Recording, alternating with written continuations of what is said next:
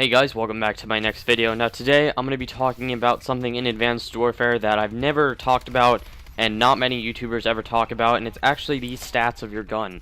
Now a lot of people just look at it and they're like, okay, damage, accuracy, okay, kind of speaks for itself, but not a lot of people actually realize what everything means and what you should be looking for in a gun. So I'm pretty much going to be explaining what each and every single one means, and then I'm going to explain what you should look at. Now this is a really good thing for Advanced Warfare, because Advanced Warfare, you have versions of all different weapons, so it's not just one weapon, it's different versions of each weapon. So one weapon could be completely horrible, and then you go ahead and unlock a version and it's one of the best weapons in the game, because of these stats that you can at least know what they are when you're going ahead and watching this video. Now the first stat speaks for itself. Many people know what damage is, and it's damage. Damage is pretty much when you're shooting someone, it depends on, like, the higher the damage, that you need like a certain amount of bullets to go ahead and kill someone. So if you have a really high damage, it's going to take 1, 2, 3 bullets to go ahead and kill someone. With if you had a really low amount of damage, it might take a whole clip to kill someone. So you got to look at damage a lot when you're going ahead and playing Advanced Warfare, and pretty much playing any Call of Duty game, because you want to kill people as quick as possible so you can move on to the next target.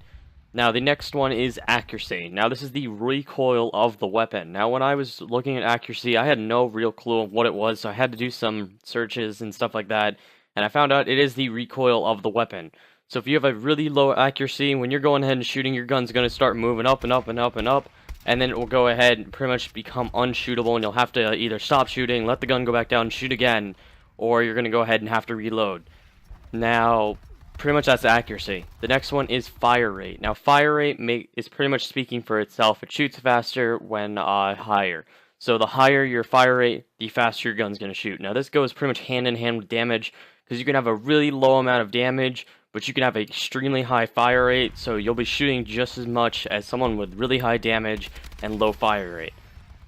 So pretty much you want to have both of these high as possible and not have them completely unbalanced, or it's just not going to be that good. Now, some weapons have little things that they pretty much make the weapon shoot a little bit faster for the first few bullets, such as like the IMR, that the first 3 shots, I think, is more damage than like the last 3 shots. So you'll go ahead and have to look at your guns, and it'll say pretty much in the little description underneath the name on what this does. Now, only certain guns have this, is not only all the guns. Now, the next one is range. Now, range, when I was looking at this, I completely thought, I was like, oh, well, that just means you can be able to shoot people across the map. That's actually not true. It's pretty much, when you're going ahead and shooting your gun, there are certain like distance markers. Now if you have like a handgun, let's say, it's going to do more damage if you're really close to someone than if you're shooting someone across the map. So it might take like 8 shots to kill someone across the map, but it might be a 1 or 2 shot from right next to someone.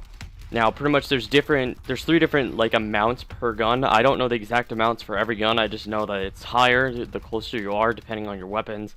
Like a sniper is a lot of damage far away and is low damage close up. Same as like a assault rifle. Assault rifles are pretty much medium, so medium damage and short range damage are extremely up there. And then long range damage is a little bit dropped below that, but it's still a good amount. And then of course like handguns, submachine guns, and shotguns, all their close range damage is amazing, while long range damages are really low. So you want to go ahead and increase your range if you're going to be using a submachine gun for long range, or if you have a sniper, I highly suggest to go ahead and use your range up if you're going to be doing long range sniping in Advanced Warfare or any Call of Duty game, and that's pretty much it for range. The next one is handling. Now handling is pretty much when you're going ahead and hip firing, you'll go ahead and see those like 4 little markers. Now your bullets are going to go ahead and spread in the center of that. Now the higher you're handling, the slower and smaller that is. Now a lot of people like wonder, well, why would I want that when I can be able to shoot people that are all over the place instead of one little dot that's in the center of my screen. Now if you have a little dot in the center of your screen, that is crazy in Call of Duty, which is not possible. But the lower it is, the more accurate it are, so your bullets are not going to be flying all over the place, such as like hip firing with a light machine gun. It'll be going ahead and just firing in a certain area. Now the next one is mobility. Now, mobility is aim down sights. Now, a lot of people actually think this means that if you're running with your gun, you'll be able to run faster if you have a high mobility. Now, that's not true. It means you'll be able to aim down sights quicker. Now, a lot of people also get this mixed up, that no, it's aim down sights. You do not want this low lower, or it's not going to be as quick as zooming in. A lot of people think the lower it is, the quicker they zoom in. No, you want to have it as high as possible, and pretty much that decreases the time of zooming in. Now, that's pretty much it for this video. Hopefully you guys liked it. Make sure to check out all the other videos, and I will see you guys all in the next one.